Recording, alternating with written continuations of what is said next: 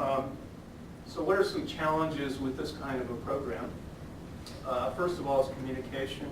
It's doubly difficult if you're dealing with an overseas country who functions and operates in a different language. And so that's clearly been one of the biggest challenges. Difficulties here, making sure we're communicating clearly.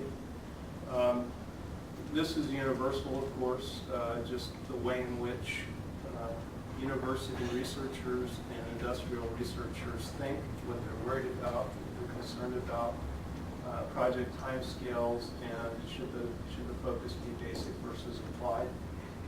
On our side, we need to balance our educational mission, and something that's very difficult that I deal with every day in terms of running this kind of a program that really is focused on generating IP, which is keeping all the researchers, the students, the postdocs, and the faculty thinking ahead about writing disclosures so that you've got the paperwork in place to go out and talk about your work and present it to the publisher.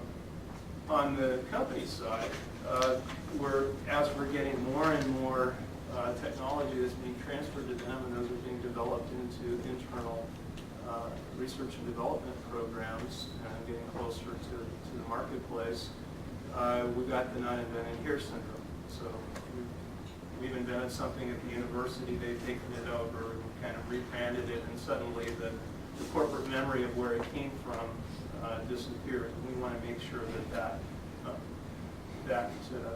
the origin of it was really appreciated.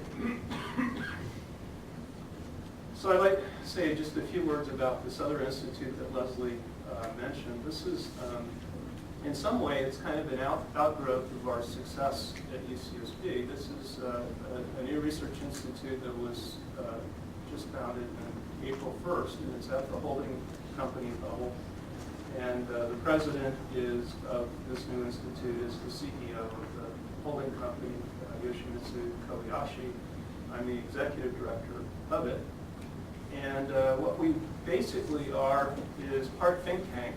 So we are charged with thinking not 10 years from the marketplace, but 20 plus years from the marketplace in key areas related to environment, health, energy, sustainability. Many companies are really doing this. We're gathering lots of information about these topics worldwide.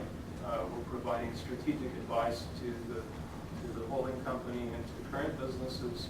But we're also a research funding institute, so we've got a modest budget to go out and basically do MC-CAM type investments at universities around the world to try to get some science and technology in place to deal with the challenges that we see are going to be coming in the next 20 years. And we're also a little bit of a corporate branding unit. So the vision for this is that we're really going to go out and promote this MC-CAM model, but on a smaller scale at lots of different places as opposed to one place. And we're actually currently considering some investments at both UCSB and other UC campuses in these areas.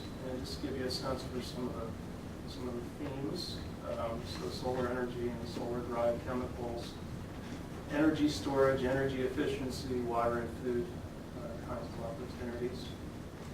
This is one investment we made at the University of Tokyo. There's a research team of about 6 faculty who are involved in trying to develop new electrocatalysts. We're actually doing direct water splitting. So as opposed to using a photovoltaic device to convert photons into electricity and then do electrolysis to get oxygen and hydrogen. Hydrogen is probably the chemical energy storage medium, which in our context would be immediately converted into some liquid chemical that would be the front end to Mitsubishi's chemical enterprise. It could be propylene or ethylene or something like this. Turns out there are actually photocatalysts that will directly do that water splitting for you, so you don't have to go through the electrolysis stuff. So we've got a research program in this area. So I think, just to sum up, we feel, and I think Mitsubishi feels, this has been a very successful example and model for the rest of the world of how you set up and execute a large industry university research alliance. This new institute we've got at Mitsubishi is really just kind of exporting that model to a broader range of companies and universities with the Mitsubishi companies. I think we've proven you can do good science and good technology, and it really helps when your partner is willing to invest year after year, irrespective of what the market cycle is, and have patience and also a long-term vision. If you think beyond 6 months, with the vagaries of the marketplace. So with that, I'd be happy to